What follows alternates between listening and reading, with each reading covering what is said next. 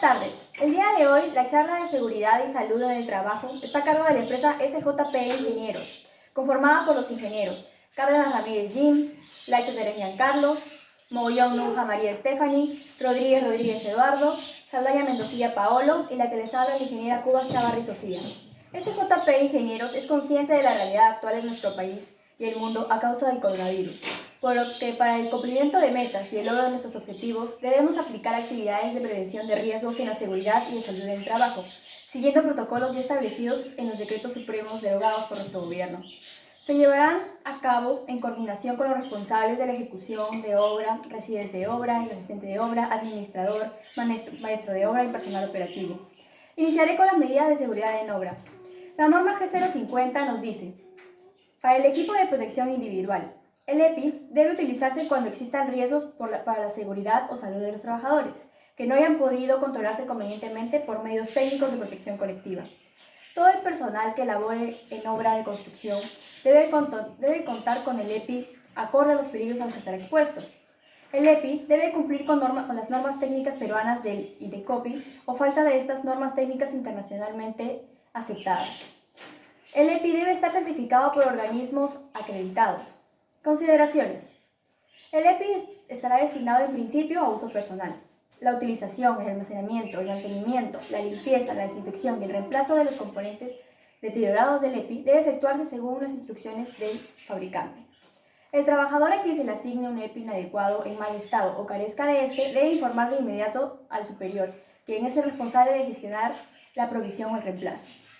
El EPI básico de uso obligatorio, mientras el trabajador permanece en obra, se compone por el uniforme de trabajo, los botines de cuero con puntas de acero, casco, gafas de seguridad y guantes. Empezaré a detallar cada uno de esos elementos mencionados anteriormente. Ropa de trabajo. Será adecuada para las labores y en la estación. En zonas de lluvia se proporcionará al trabajador cobertor impermeable. Características fundamentales: chaleco con cintas de material reflectivo, camisa de mangas largas, pantalón con tejido de alta densidad tipo jean. En climas fríos se usará además una chompa o una casaca o un chaquetón.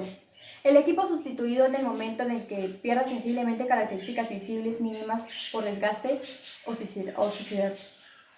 Casco de seguridad. Debe proteger de impacto y la descarga eléctrica en caso de que se realicen trabajos con elementos. El casco debe indicar moldeado en alto relieve y en lugar visible interior la fecha de fabricación, la marca o el logotipo del fabricante, la clase y la protección que ofrece. Todo casco de protección para la cabeza debe estar constituido por un casquete de protección.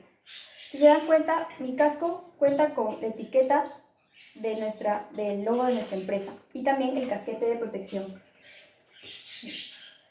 De preferencia, los colores recomendados para cascos serán personal de línea, de mando, color blanco, jefes de grupo, color amarillo, operarios, color rojo, ayudantes, color anaranjado, visitantes, color verde.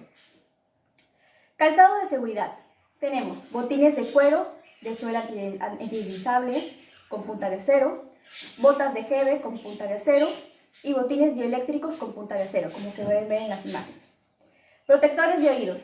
Deberán utilizarse protectores auditivos, tapones de oídos o auriculares, en zonas donde se identifique el nivel de ruido exceda los límites permisibles que se encuentran en las diapositivas. Protectores visuales. Pueden ser gafas de seguridad. Esas deben tener guardas laterales, superiores e inferiores, de manera que protejan de impactos de baja energía y temperaturas extremas. Careta antiparra.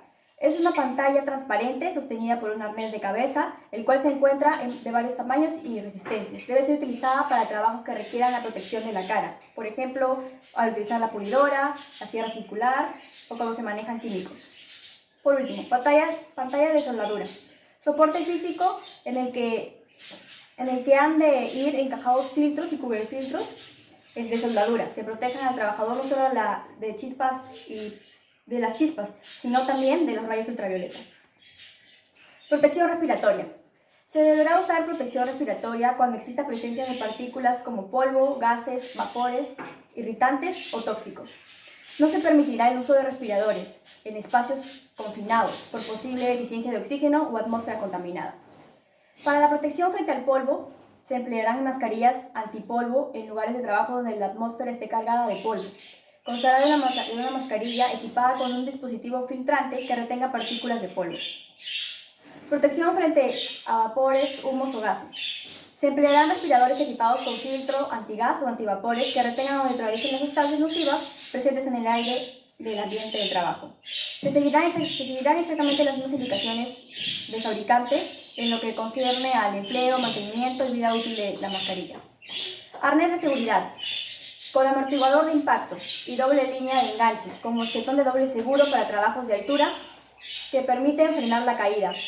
La longitud de la cuerda de seguridad del arnés no deberá ser superior a 1,80 m y deberá tener en cada uno de sus extremos un mosquetón de anclaje con doble seguro. Los puntos de anclaje deberán soportar al menos una carga de 2.265 kg por trabajador. Guantes de seguridad. Deberá usarse la clase de guantes de acuerdo a la naturaleza del trabajo y además deben ser confortables, de buen material y forma y eficaces. La naturaleza del material de estas prendas de protección será de acuerdo para cada tipo de trabajo, siendo los que a continuación se describen los más comunes. De algodón para trabajos ligeros, de cuero para trabajos de manipulación en general, de plástico para proteger a los de agentes químicos nocivos, de amianto para trabajos de riesgo que puedan sufrir quemaduras y de lona para manipular elementos que puedan producir arañazos. O se pueden combinar cualquiera de estos. Para el equipo de protección colectivo, todo proyecto de construcción debe considerar el diseño, instalación y mantenimiento de protecciones colectivas que garanticen la integridad física y salud del trabajador y de terceros durante el proceso de la ejecución de obra. Las protecciones colectivas deben consistir sin llegar a alimentarse en señalización, redes de seguridad, barandas perimetrales, tapas y sistemas de línea de vía horizontal y vertical, como podemos apreciar en las imágenes. Las protecciones colectivas deben ser instaladas y mantenidas por el personal competente y verificadas por un profesional colegiado antes de ser puestas en servicio. Para culminar, el orden y la limpieza. Las áreas de trabajo, vías de circulación, vías de evacuación y zonas seguras deben estar limpias y libres de obstáculos. Los clavos de las maderas de desencofrado o de desembalaje deben estar removidos del lugar de trabajo. Los pisos de las áreas de trabajo, vías de circulación, vías de evacuación y zonas seguras deberán estar libres de sustancias tales como grasas, aceites u otros que puedan causar accidentes de deslizamiento. El almacenaje de materiales, herramientas manuales, equipos portátiles debe efectuarse cuidando de no obstaculizar vías de circulación, vías de evacuación y zonas seguras. Los materiales e insumos sobrantes no deben quedar en el área de trabajo, sino ser devueltos al almacén de la obra a su término de la jornada laboral. Continuando con la exposición, tenemos la gestión de residuos. Que la gestión de residuos son derivados de las actividades de construcción, deben ser manejados convenientemente hasta su disposición final por una empresa prestadora de servicios de residuos sólidos, con la autorización vigente en DIGESA.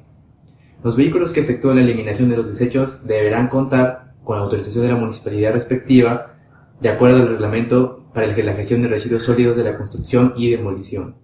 Toda obra debe segregar los residuos peligrosos de los no peligrosos. El manejo y movilización de herramientas manuales y equipos. Solo se permitirá el uso de herramientas manuales y equipos portátiles de marcas certificadas, que de acuerdo a las normas técnicas peruanas, y debido a la falta de estas, si es que no hubiesen, se debe acatar las normas internacionales. Antes de utilizar las herramientas manuales y equipos portátiles, se verificará su buen estado, tomando en cuenta lo siguiente, ¿no? Los mangos de los martillos, combas, palas y picos, y otras tengan mangos de manera incorporada, deberán estar rotos y tener reparaciones caseras. Los destornilladores no deben tener la punta doblada, no están permitidas las herramientas manuales de fabricación artesanal, ni aquellas que no cuenten con certificación de calidad de fabricación. Se implementará la identificación por código de colores a fin de garantizar la verificación periódica del estado de las herramientas. Como en la primera imagen tenemos un martillo en buenas condiciones, con su calidad y código, ¿no? En la segunda imagen tenemos un destornillador con una punta derecha, la cual tiene un mango seguro. El almacenamiento y manipulado de los materiales. Consideraciones adicionales. Los apilamientos no autorizados. El profesionista deberá determinar los lugares de apilamiento, como por ejemplo, está prohibido hacerlo debajo de la escalera, frente y al costado de la puerta en superficies inestables. En la primera imagen tenemos el material debidamente apilado en la zona de almacenamiento. En la segunda imagen tenemos el control del material apilado correctamente. Y por último tenemos las imágenes que vienen en las cajas directamente de los proveedores para un buen manipuleo. La protección de trabajos con riesgos de caída. Tenemos los trabajos en las alturas, que en general se debe evitar la permanencia y circulación de personas y o vehículos debajo de estas, y se debe señalizar con una prohibición de ingreso. Caída de objetos, no pasar, por ejemplo. El sistema de detención de caídas es todo trabajador que realice trabajos de altura debe contar con un sistema de detención, compuesto por un arnés de cuerpo entero y con una línea de enganche con amortiguador de impacto. Siempre que la altura de caída sea mayor a 1,80 m y a menos de 1,80 m del borde de los techos, losas o coberturas. Al equipo personal de detención de caídas compuesto de arnés y línea de enganche y los sistemas de línea de vida horizontales y verticales instalados en obra deben ser verificados periódicamente por una persona competente, como por ejemplo el prevencionista. En este caso tenemos imágenes como el mecanismo de unión de las barquillas o las articulaciones, la correcta forma de utilizar una escolera y anclaje en la parte inferior. Tenemos también las barandillas o protecciones perimetrales y además de otro modelo de barandillas. Trabajo sobre andamios. Solo se permitirá fijar la línea de enganche con nylon o carabinero. Certificados, ¿no? En la estructura de andamio cuando no existe la alternativa. Otra cosa también debe ser que la resistencia debe estar comprobada, ¿no? En los arriostres, como son los anclajes en los andamios, para evitar un desplazamiento o volteo.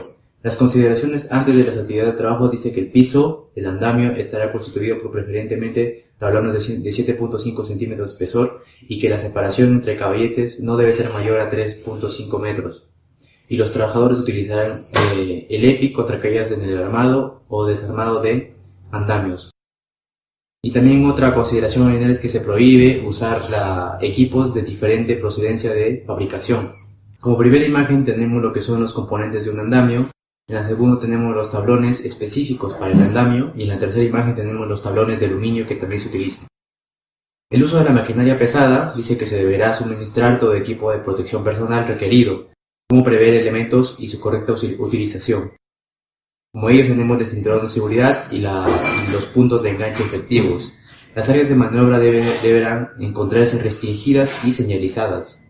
Los supervisores de este trabajo se asegurarán de que no haya personas en el área, y todas las órdenes de señales se basan en el Código Internacional de Señales. El color del chaleco reflectivo del rigger deberá distinguirse de los chalecos del resto de los trabajadores que para ser fácilmente identificado por el operador de la grúa. Tenemos una imagen referencial de manipuladores telescópicos, los llamados Bobcat. También tenemos una maquinaria semipesada, excavadora, tractor, vibrador para obra, retroexcavadora y cargador frontal. Excavaciones. Los requisitos generales: antes de empezar la excavación, el perímetro de la superficie se limpiará de materiales sueltos. Se eliminarán todos los objetos que puedan desplomarse o que constituyan peligro para los trabajadores. Si se encontrara una tubería, la línea de servicios públicos o otra instalación durante la excavación, se suspenderá inmediatamente el trabajo. No se permitirá por ningún motivo la presencia de personal en la excavación. Se le suministrará un arnés de seguridad y una línea de vida controlada por el asistente en la superficie. Durante las interrupciones del trabajo de excavación, el operador del equipo de excavación hará una inspección visual en torno al equipo para detectar existencia de condiciones de riesgo. En los casos de que las zanjas se realicen en terrenos estables, se evitará que el material del producto de la excavación se acumule a menos de 2 metros del borde de la zanja, como muestra la figura de la diapositiva. La instalación de barreras dice que se debe instalar los cable estacados para evitar riesgos en la zona de trabajo o zonas colindantes. Las excavaciones o zanjas deberán ser apropiadamente identificadas con señales, advertencias y barricadas, como se muestra en la figura. Las barreras de advertencia y protección deberán instalarse no menos de 1,80 m del borde de la excavación de la zanja, ¿no? 8.11. Trabajos de demolición. Consideraciones previas al trabajo. Cuando la demolición de un edificio o estructura pueda entrañar riesgos para los trabajadores o para el público, de conformidad con las leyes, se adoptarán métodos y procedimientos apropiados, incluidos los necesarios para la evacuación de desechos y residuos.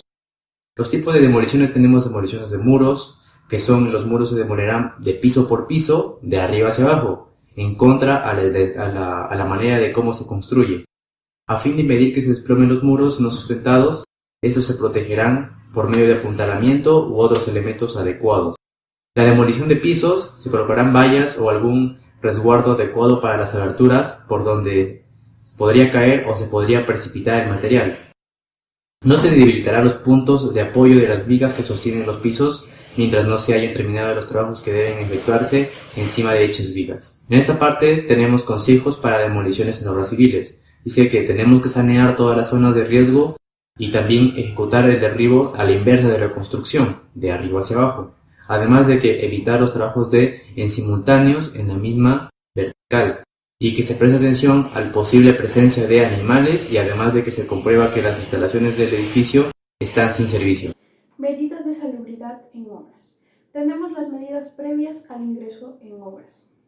Elaboraremos un plan de seguridad, prevención y control del COVID-19 que deberá ser aprobado por el Comité de Seguridad y Salud de la obra, siguiendo los lineamientos de la Resolución Ministerial 239 del 2020 MINSA.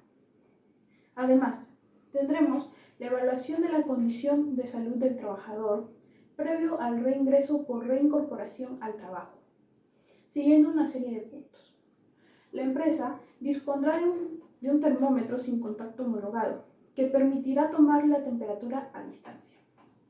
Implementaremos acciones de la zona de control previo. Estas acciones están dirigidas a fin de la identificación y la prevención del contagio del COVID-19. Además, se realizará una prueba de descarte a todas las personas que ingresen a la obra. Todos los trabajadores deberán presentar su ficha de sintomatología. Las jornadas laborales estarán reducidas a un 50% del aforo. Esto con el fin de mantener el distanciamiento de 1,5 metros a 2 metros. Esto sea antes, durante o después del ingreso a obras. Identificaremos a los grupos etarios y el nivel de riesgo a través de una evaluación médica obligatoria previo al inicio de cualquier actividad laboral. Los vehículos de transporte de personal también estarán reducidos al 50% del aforo. Tenemos la adecuación del centro de trabajo. Como primer punto, tenemos la limpieza y la desinfección de todos los ambientes del centro de trabajo. Se incrementará la frecuencia de la limpieza, desinfección, ya sea de oficinas, aseos, vestuarios, sala de reuniones, etc. Esto también aplica para la desinfección y limpieza de todas las herramientas de trabajo de uso compartido, como por ejemplo tenemos los andamios. Tenemos el lavado y desinfección de las manos, que es obligatorio. Preveremos a todo nuestro personal y los productos de higiene necesarios para cumplir con las recomendaciones de salubridad, ya que como sabemos, el lavado de manos es la principal medida de prevención y control del contagio del COVID-19. Además contaremos con alcohol, gel líquido, jabón líquido, toallas, que estos estarán distribuidos de manera estratégicamente en toda la obra. También tenemos la sensibilización de la prevención del contagio en el centro del trabajo. Incorporaremos paneles informativos, ya sea fuera o dentro de la obra, a fin de sensibilizar a todos los trabajadores sobre las medidas de seguridad. Brindaremos charlas diarias explicando las medidas de seguridad y salud, enfatizando en el lavado de manos obligatorio y el uso adecuado de los equipos de protección individual, y sobre todo en la jornada que se realizará diariamente. Por otro lado, tenemos la instalación de contenedores de basura. Dispondremos de contenedores para los desechos y o diferentes residuos o desperdicios generados a lo largo del día en la obra. Estos estarán pintados de distintos colores, identificando cada uno de sus fines. Tenemos los de color rojo, que son para los residuos peligrosos, los de color verde para los residuos orgánicos, los de color plomo para los residuos inorgánicos y los de color azul para los residuos de papel. El retiro se realizará diariamente, fumigando respectivamente cada uno de los contenedores. Bien, a continuación les hablaré acerca de la responsabilidad del cumplimiento del protocolo.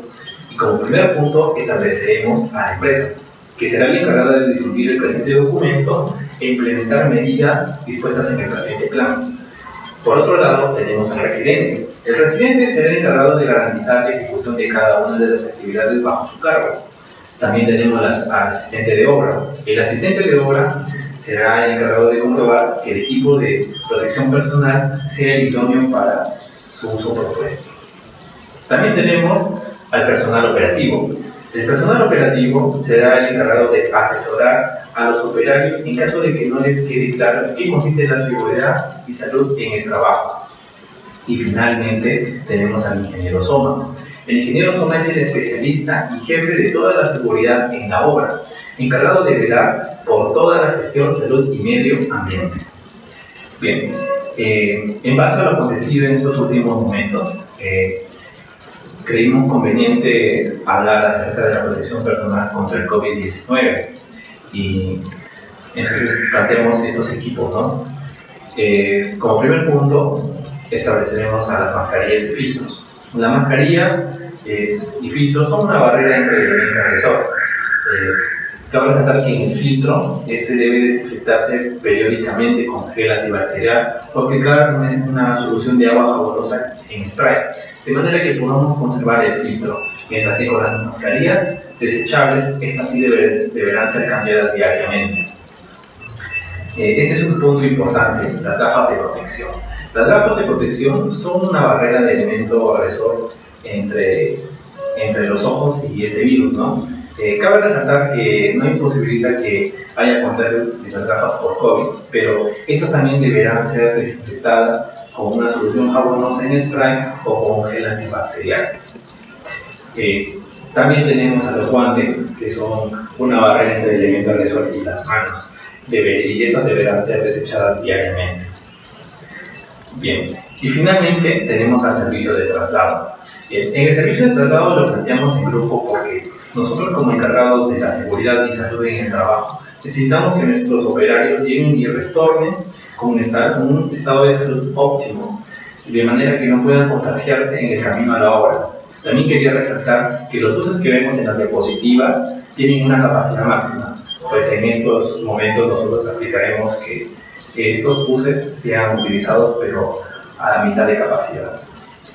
A continuación, hablaremos de las medidas a tomarse durante la ejecución de las obras. Realizar diferentes turnos de vestuario y de comida para que no se agrupen un gran número de trabajadores en dichos espacios. Evitar reuniones con un gran número de trabajadores. En caso de tener que llevarlas a cabo, realizarlas en espacios abiertos y con una distancia mínima de 2 metros entre cada operario. Por ejemplo, reuniones de coordinación, reuniones de obra, entre otros. Para reuniones técnicas de obra, tratar de concurrir en lo posible al uso de la tecnología, ya sea conferencias telefónicas, videollamadas. Colocar en las oficinas de obra casetas sanitarias, dispensadores de geles desinfectantes para la desinfección de manos, sin perjuicio de recordar la recomendación de lavarse las manos con agua y jabón de manera frecuente. Protocolo de ingreso al centro de labores. Flujo de ingreso. Los trabajadores tendrán que respetar un distanciamiento social de 1,5 metros de distancia durante sus labores, así como al entrar y al salir de la obra. Para ello, las áreas de las instalaciones deberán tener hasta el 50% de su aforo máximo y, de ser necesario, se programará turnos escalonados de trabajo. Evaluación de la condición de la salud del trabajador. En la zona del control previo, al ingresar y al retirarse de toda obra de construcción, se deberá pasar por una evaluación de descarte, que consiste en el control de la temperatura y la comprobación de la ausencia de la sintomatología del COVID-19. Protocolo de desinfección del personal. Se dispone que los trabajadores, al ingresar a una obra, primero deberán pasar por la zona de control previo, luego por la zona de desinfección, luego acudirán a los vestuarios y posteriormente recién entrarán a la zona de trabajo. Asimismo, en la zona de desinfección deberá estar equipada adecuadamente con microaspersadores, equipos portátiles, insumos de desinfección y protección personal, y deberá estar dotada de agua y jabón o alguna solución validada por la autoridad competente. Equipos de protección personal contra el COVID-19. En la zona de control de vestuarios se deberá facilitar mascarillas que cumplan con las especificaciones técnicas y guantes de látex a todo el personal, equipo que se debe renovar periódicamente. Sensibilización de la prevención del contagio en el centro de trabajo. Todo aquel trabajador que presente síntomas compatibles con la enfermedad no acudirá al centro de trabajo, lo comunicará de manera inmediata a la empresa. En todo caso, mantendrá informado a la entidad de la evolución. Respecto al resto de los trabajadores que hayan estado en contacto con el enfermo, se seguirá el protocolo que en cada momento marque la autoridad sanitaria. Mantener un protocolo de seguimiento del enfermo, de manera que en caso de dar positivo para coronavirus, se comunique de manera inmediata a todos los agentes, y en especial a la autoridad sanitaria, que será quien establezca el procedimiento de cuarentena o cierre de centro de trabajo. Distanciamiento social. Al culminar las labores, se debe garantizar la desinfección de las zonas de trabajo. Se debe implementar un servicio de traslado del personal hasta la obra y de esta a puntos cercanos a su domicilio al momento de retirarse para evitar la exposición del personal en el transporte público. Luego tenemos lo que es adecuación de ambientes y protocolos diferenciados. Tenemos lo que es vestuarios en zona de lavado y servicios higiénicos. Primero tenemos la implementación de lockers para que nuestro personal al momento de ingresar a la obra pueda dejar sus pertenencias. Luego tenemos lo que son los vestuarios, la zona de lavado y servicios higiénicos. Obviamente los servicios higiénicos son portátiles. Se limpiarán todo ello, lo que acabo de mencionar, se va a limpiar con una solución, ¿no? Una solución desinfectante antes del ingreso y después, ¿no? Cuando el personal también se retire. Durante el proceso de limpieza se deberá mantener ventilada y señalizada el área para que nadie pueda ingresar. También se debe verificar que haya disponible papel higiénico, jabón líquido y toallas de papel. Tenemos lo que es del patio de máquinas y almacén, o sea, tareas de descarga, traslado y almacenaje de materiales. Primero, se realizará diariamente la desinfección de las herramientas, materiales y equipos que se encuentren dentro del almacén. Como ustedes saben, los equipos, materiales, herramientas siempre están pasando de mano en mano. Luego tenemos que el responsable del almacén debe asegurarse que todo lo que ingrese, ¿sí? Ya sea de proveedores, o sea herramientas, máquinas, etc., ¿no? Se estén desinfectadas para evitar un posible contagio o que ingrese pues el COVID a nuestro almacén. El personal siempre deberá utilizar lo que son mascarillas, guantes, ¿sí? Y protectores faciales, y siempre va a deber de mantener su 1.5 metros de distancia. En el caso de que algún proveedor ingrese, ¿no? al almacén, a la obra, a la construcción, nosotros vamos a tener que hacerle un test de descarte para asegurarnos de que este no tiene COVID. En el caso de que no tenga COVID, pues va a ingresar con normalidad y si es que sí, pues será retirado de la obra, ¿no? Todo medio de transporte empleado se desinfectará antes de ingresar a la obra, asegurándonos de que todo el personal vinculado, es decir, que trabaje dentro del transporte, pues cuente con equipos de protección, los cuales estos también deberán pasar por un protocolo de desinfección. El despacho, retiro y almacenaje de material se realizará solamente en las zonas establecidas, pues, ¿no? Zona de carga y descarga, zona de almacenaje, evitando la acumulación del material y para así evitar desórdenes también. El traslado de los materiales a la zona de almacenaje contará con una vía de acceso independiente, debidamente señalizada y no accesible directamente para los trabajadores. Comedor. En cuanto al comedor, vamos a implementar horarios en los cuales nosotros podamos ordenarnos y no haya cruces y tampoco haya masa excesiva de personas, ¿no? O sea, para intentar poner a una persona nada más, ubicarla en una mesa, 2 mesas, ¿no? Es como que cada persona va a ir en una mesa y vamos a mantener el distanciamiento social de 1.5 metros. Ahora, la empresa va a brindar lo que es el servicio de alimentación, si esta se encargará de todo, porque normalmente los trabajadores en obra suelen salir, ¿no? O sea, toman su tiempo y ellos ven donde les parezca mejor, ¿no? Almuerzan donde les parezca mejor, pero en este caso la empresa va a brindar todo el servicio de alimentación para evitar contagios al momento de que nuestro trabajador salga de la obra.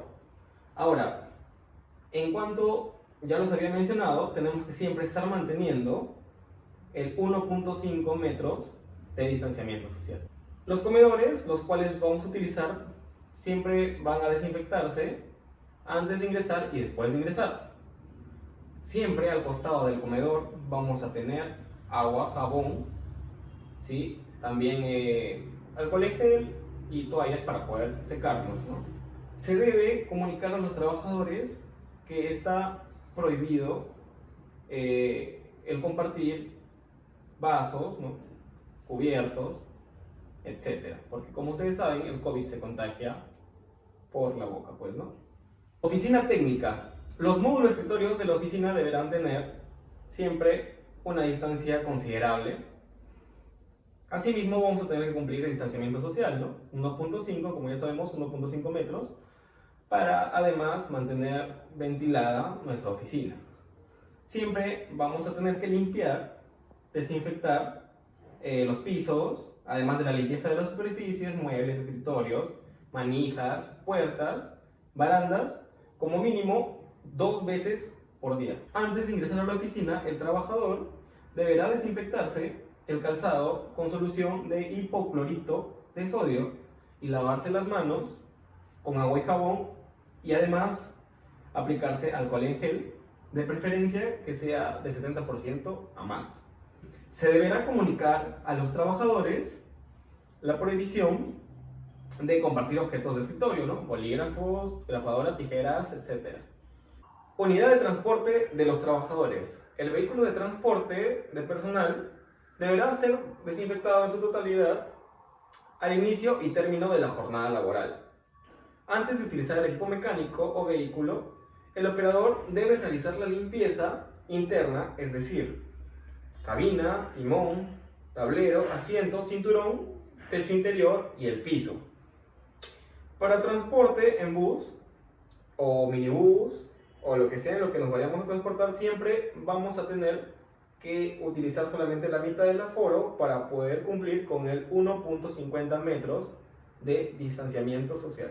Todo el personal, incluyendo el conductor, está obligado a utilizar los equipos de protección, guantes, mascarillas, lentes, y está prohibido que se lo saquen en el transcurso de la actividad, ¿no? En este caso, cuando él esté manejando. Los vehículos no se estacionarán en centros poblados o zonas con presencia de aglomeración de gente. Manejo de residuos sanitarios. Este es un punto muy importante.